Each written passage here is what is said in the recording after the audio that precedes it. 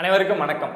Director சங்கரோட 10 கோடி ரூபாய் மதிப்பிலான அசையா சொத்துக்களை என்ஃபோர்ஸ்மெண்ட் டைரக்டரேட் முடக்கியிருக்காங்க.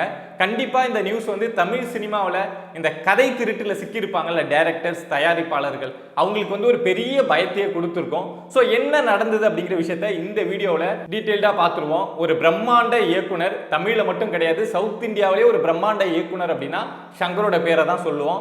பட் அவர் அவருடைய கெரியர்லேயே ஒரு ஒஸ்ட் டைம்ல இருந்துட்டு இருக்கார் அப்படின்னு சொல்லலாம். ஒரு பக்கம் இப்படி ஒரு பிரச்சனை, இன்னொரு பக்கம் அவர் எடுக்கக்கூடிய படங்கள் எதுவுமே சரியா போகல. 2012 நண்பன் எடுத்து ஒரு மேசிவ் ஹிட். அதுக்கப்புறம் பார்த்தோம் அப்படின்னா சரியாவே படம் போகல. 2015 ஐ வெளியாகுது. ஐ ஒரு மிக்சடு ரிவ்யூ தான் வாங்குச்சு. 2018 எந்திரன் 2.0 கொண்டு வராரு, அதுவும் சரியா போல. 2024 இந்தியன் 2 எந்திரன் ஐயாவது ஒரு மிக்சடு ரிவ்யூ அப்படிங்கிறத வாங்குச்சு. பட் இந்தியன் 2லாம் ஒரு ட்ரோல் மெட்டீரியலா மாறிச்சு. இப்போ 2025 கேம் சேஞ்சர் கொண்டு வந்தாரு, வந்ததும் தெரியல, போறதும் தெரியல. ஸோ அந்த அளவுக்கு அவருடைய மூவி கேரியர்ல ரொம்ப ஒரு ஒஸ்ட் டைம்ல தான் சங்கர் இருந்துட்டு இருக்காரு. ஸோ இந்த டைம்ல தான் அவருக்கு சொந்தமான ஒரு 10 கோடி ரூபாய் சொத்தை அமலாக்கத்துறை முடக்கியிருக்காங்க. என்ன காரணம் அப்படின்னா 2010 எந்திரன் படம் வெளியானது நமக்கு தெரியும். ஒரு பெரிய பட்ஜெட்ல உருவான படம். தமிழ்ல அது வரைக்கும் அவ்வளவு பெரிய பட்ஜெட் செலவு பண்ணி எந்த படமும் எடுக்கப்பட்டதில்லை. அதை யார் தயாரிச்சிருந்தாங்க அப்படின்னா சன் பிக்சர்ஸ், கலாநிதி மாறன் தயாரிச்சிருந்தாங்க. படம் வந்தது, ரிலீஸ் ஆச்சு, பெரிய ஹிட் ஆச்சு, முடிஞ்சிருச்சு.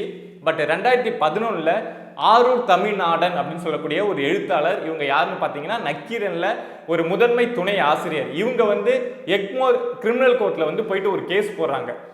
என்ன அப்படின்னா, இந்த எந்திரன் படம் வெளியாச்சு இல்ல, அது என்னுடைய கதை. நான் 1996 ஜூஹிபா அப்படின்னு சொல்லிட்டு ஒரு கதை எழுதியிருந்தேன். ஸோ அந்த கதையை பேஸ் பண்ணி தான் இந்த எந்திரன் படமே எடுக்கப்பட்டிருக்கு. இதுக்கும் தொடர்புடைய ஒரு 16 விஷயங்களை நான் சுட்டி காட்டுறேன் அப்படின்னு சொல்லிட்டு கோர்ட்ல கேஸ் போடுறாங்க. இதை தாண்டி எந்திரன் படத்துல சில பாட்டு, சில ஃபைட்டு, சினிமாவுக்குன்னு சில விஷயங்கள் இருக்கும்ல, ஸோ அதெல்லாம் ஆட் பண்ணி இவங்க இந்த படத்தை எடுத்திருக்காங்க அப்படின்னு சொல்லிட்டு எக்மோர் கிரிமினல் கோர்ட்ல இந்த கேஸ் அப்படிங்கிறத போடுறாங்க. ஸோ அவங்க கேட்ட விஷயம் என்ன டிமாண்ட் பண்ணியிருந்தாங்க அப்படின்னா, எனக்கு 1 கோடி ரூபாய் இழப்பா கொடுக்கணும், என்னுடைய கதையை பயன்படுத்தினதுக்காக 1 கோடி ரூபாய் இழப்பா கொடுக்கணும் அப்படின்னு கேட்டிருந்தாங்க.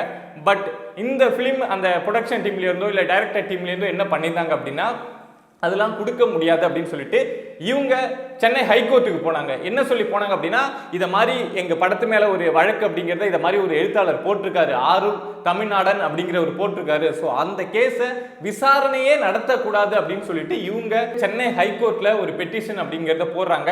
ஸோ அதுக்கப்புறம் அந்த பெட்டிஷன் அப்படிங்கிறது ரொம்ப நாள் இழுக்கடிக்கப்பட்டுக்கிட்டே இருந்தது. பட் 2019 சென்னை ஹைகோர்ட் என்ன சொல்றாங்க அப்படின்னா, இந்த பெட்டிஷன் சம்பந்தமா என்ன பிரச்சனை போயிட்டு இருக்கோ அதை எடுத்து விசாரிக்கலாம், எந்த தடையும் கிடையாது, இதை விசாரிக்கிறதுக்கான பேஸ் அப்படிங்கிறது இதுல இருக்கு, இதுல இருக்கக்கூடிய விஷயங்கள் இதுல இருக்கு, சோ நீங்க எடுத்து விசாரிக்கலாம் அப்படின்னு சொல்லிட்டாங்க. பட் அப்பயுமே சங்கர் சைட்ல இருந்து இதை சும்மா விடுற மாதிரி இல்ல. சோ சென்னை ஹைகோர்ட் தானே இப்படி சொன்னாங்க, நாங்க சுப்ரீம் கோர்ட் போறோம் அப்படின்னு சொல்லிட்டு எங்களுக்கு இது சம்பந்தமான இந்த வழக்கை எடுத்து விசாரிக்க கூடாது அப்படிங்கிறது வேணும். சோ அதுக்காக நாங்க சுப்ரீம் கோர்ட் போறோம் அப்படின்னு சொல்லிட்டு சுப்ரீம் கோர்ட் போயிருந்தாங்க. சுப்ரீம் கோர்ட்டும் இந்த பெட்டிஷன் எடுத்து விசாரிக்கிறாங்க.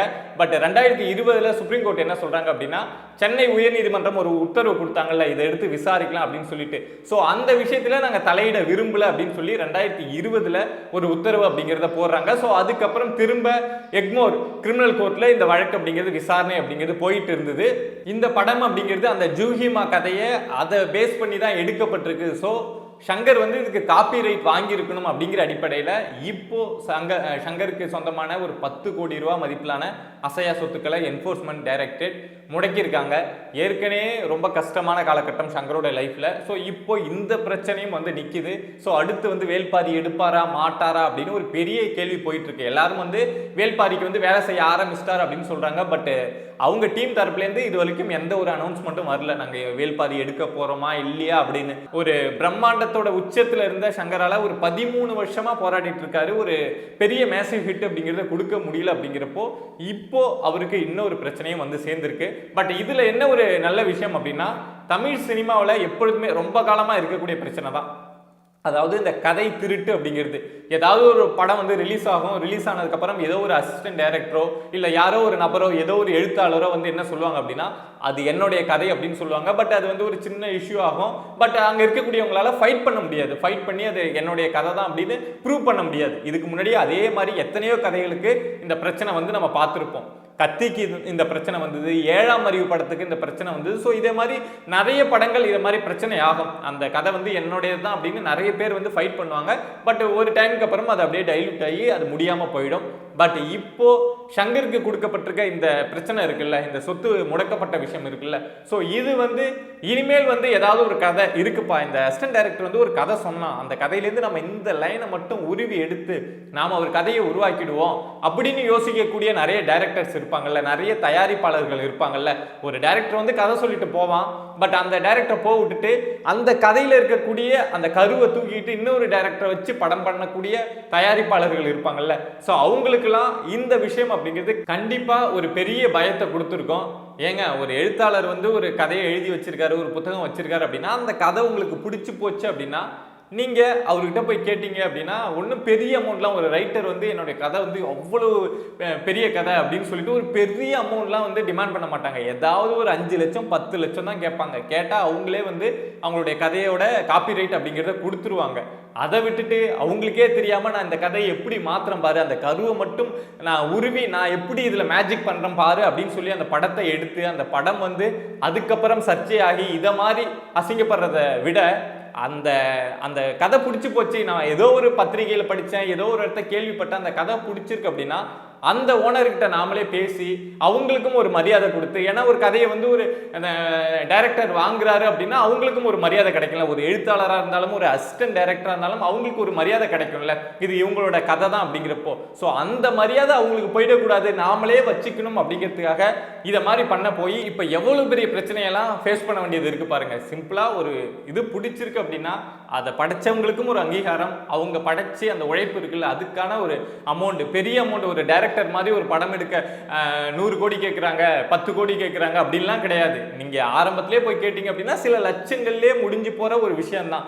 இப்போ இந்த ஷங்கர் விஷயத்துல கூட ஆரூர் தமிழ்நாடான் வந்து 2011 கேஸ் போடுறப்போ 1 கோடி தான் கேட்டிருந்தாங்க. 1 கோடி அப்படிங்கிறது பெரிய தொகை தான். பட் அவங்க வந்து படம் தான் எடுத்து ரிலீஸ் ஆகி அது 300 கோடி ரூபாய் கலெக்ஷன் ஆயிடுச்சு அப்படிங்கிற மைண்ட் செட்ல கேட்கிறப்ப தான் 1 கோடி ரூபாய் டிமாண்ட் வைக்கிறாங்க. இதுவே அந்த படம் தொடங்குறப்பவே உண்மையாலும் அந்த கதையை தழுவி தான் அந்த கருவை எடுத்து தான் ஷங்கர் வந்து படம் பண்ணும் அப்படின்னு முடிவு பண்ணியிருந்தாருன்னா அந்த டைம்லேயே போயிட்டு இந்த கதை வந்து இந்த மாதிரி எனக்கு பிடிச்சிருக்கு, நான் படமாக எடுக்க போறேன் அப்படின்னு ஷங்கர் கேட்டிருந்தாரு அப்படின்னா சில லட்சங்கள்ல அந்த கதை அப்படிங்கிறது காப்பிரைட் அப்படிங்கிறது ஷங்கருக்கு கிடைச்சிருக்கும்.